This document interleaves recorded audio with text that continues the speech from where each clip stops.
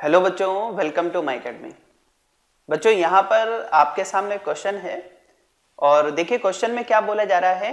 Question में ये बोला जा रहा है कि एक लाइट रे है और वो लाइट रे एक ऐसे मीडियम में ट्रेवल कर रही है जिसका रिफ्रैक्टिव इंडेक्स n1 गिवन है और फिर वो लाइट रे n1 रिफ्रैक्टिव इंडेक्स के मीडियम में ट्रेवल करते करते करते करते एक दूसरे मीडियम की सरफेस पर इंसिडेंट होती है।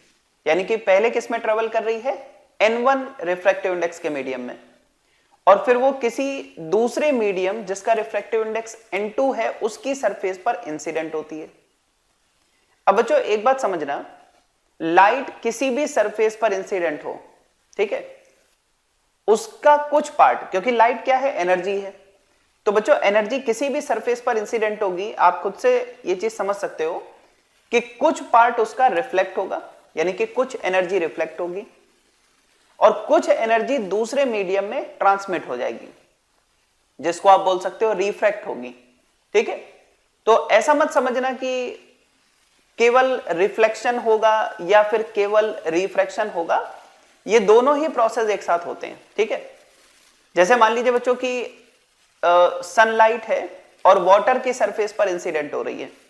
ठीक है, मतलब वाटर है, वाटर की सरफेस है और सनलाइट वाटर की सरफेस पर इंसिडेंट हो रही है, तो क्या होगा, उस सनलाइट का कुछ पार्ट यानी कि कुछ एनर्जी रिफ्लेक्ट हो जाएगी और कुछ एनर्जी वाटर के अंदर चली जाएगी, मतलब रिफ्रैक्ट हो जाएगी। ठीक है, तो ये दोनों प्रोसेस एक साथ होते हैं। वही इस क्वेश्चन में भी बोला गया है कि लाइट n1 रिफ्रैक्टिव इंडेक्स के मीडियम में ट्रेवल कर रही है और फिर वो n2 रिफ्रैक्टिव इंडेक्स के मीडियम की सरफेस पर जाके इंसिडेंट होती है, तो वहां से इसका कुछ पार्ट रिफ्लेक्ट हो जाता है और कुछ पार्ट रिफ्रैक्ट हो जाता है। ठीक है, एक इंपॉर्टेंट इंफॉर्मेशन इसमें गिवन है, ये कह रहे हैं it is found that reflected and refracted rays are perpendicular to each other. ठीक है, मतलब यहां पर क्या बोला गया है कि जो लाइट रिफ्लेक्ट हो रही है और जो लाइट रिफ्रैक्ट हो रही है वो एक दूसरे के परपेंडिकुलर हैं, तो आपको फाइंड करना है कि किस एंगल पर लाइट इंसिडेंट हुई होगी। ठीक है, चलिए एक बार डायग्राम से इस चीज को समझने की कोशिश करते हैं। जैसे बच्चों यहां पर अगर आप देखो तो ये इंटरफेस है, मतलब कि दो मीडियम को सेपरेट कर रही है। यहां पर अगर आप देखो तो ये मीडियम 1 है और इसका जो, या फिर एक काम करते हैं सीधे सीधे रिफ्रैक्टिव इंडेक्स लिख दें, तो यहां का रिफ्रैक्टिव इंडेक्स क्या है बच्चों, n1, और यहां का रिफ्रैक्टिव इंडेक्स क्या है, n2। और क्या बोला जा रहा है कि लाइट पहले जिस मीडियम में चल रही है उसका रिफ्रैक्टिव इंडेक्स n1 है, इस तरह से लाइट इंसिडेंट होती है। अब बात को बहुत अच्छे से समझना, एक एक पॉइंट। ये बच्चों हमने नॉर्मल ड्रॉ कर दिया। ठीक है, अब मैंने क्या बोला कि जब भी लाइट किसी सरफेस पर इंसिडेंट होगी, सपोज करिए बच्चों ये जो लेट कर लीजिए, ये जो एंगल है वो यहां पर आई है, यही एंगल ऑफ इंसिडेंस आपको फाइंड करना है। अभी क्या मैंने बोला, लाइट किसी भी सरफेस पर इंसिडेंट होगी, बड़ी ऑब्वियस सी बात है, इसका कुछ पार्ट रिफ्लेक्ट हो जाएगा और कुछ पार्ट रिफ्रैक्ट हो जाएगा। बच्चों रिफ्लेक्शन जो होगा वो अपने लॉ के अकॉर्डिंग होगा, और लॉज ऑफ रिफ्लेक्शन क्या है कि एंगल ऑफ इंसिडेंस और एंगल ऑफ रिफ्रैक्शन सेम होता है। यानी कि लाइट अगर नॉर्मल से आई एंगल पर इंसिडेंट हुई है तो आई एंगल पर ही रिफ्लेक्ट होगी। ठीक, बड़ी आसान सी बात है। तो कुछ पार्ट तो बच्चों इसका रिफ्लेक्ट हो गया। ठीक है, यानी कि अगर हम इसकी बात करें तो ये क्या है, इंसिडेंट रे है। इसी तरह से बच्चों इसकी बात करें तो ये क्या है, रिफ्लेक्टेड रे है। और इसी तरह से बच्चों यहां पर आप देखो, समझना जरा, लाइट जब दूसरे मीडियम में जाएगी तो क्या होगा, क्या ये सीधे जाएगी, नहीं।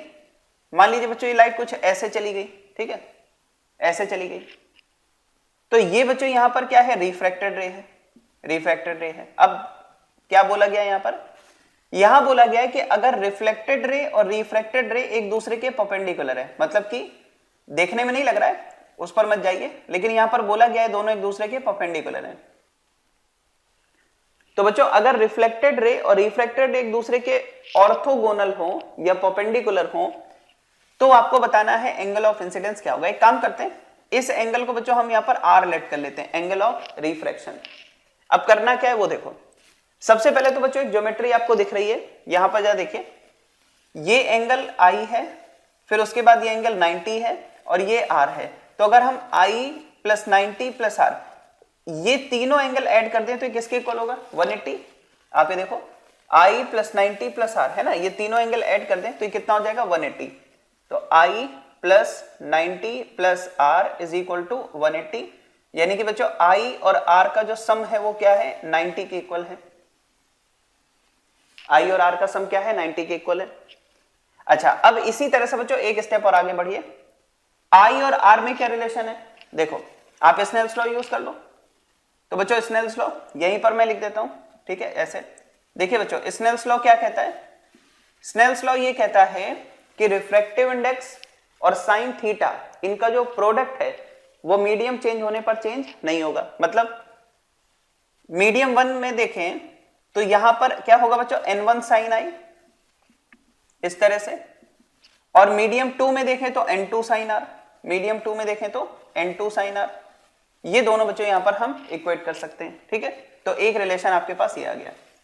अब करना क्या है, आप इन्हें सॉल्व करिए, इन दोनों को यूज करिए, सॉल्व करिए और I की वैल्यू फाइंड करिए। देखिए हम क्या करेंगे बच्चों, R की वैल्यू यहां से फाइंड करके इसमें पुट कर दें तो ये हो जाएगा n1 sine I is equal to n2 sine, और R यहां से कितना होगा 90 माइनस I, ठीक है ऐसे।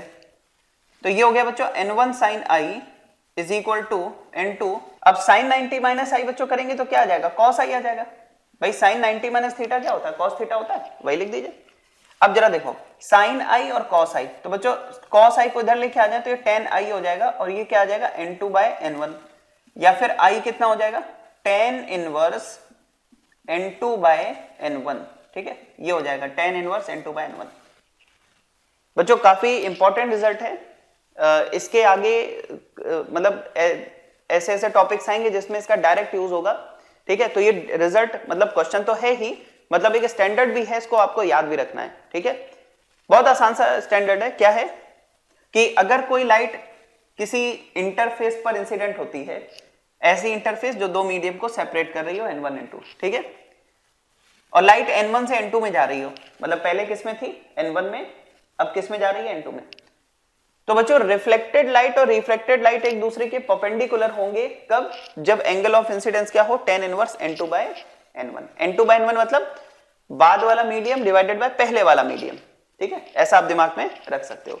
तो इसका करेक्ट ऑप्शन बच्चों यहां पर क्या है tan inverse n2 bye n1, यानी कि थर्ड ऑप्शन करेक्ट है। अब आप इसको नोट करो फिर आगे बढ़ते हैं।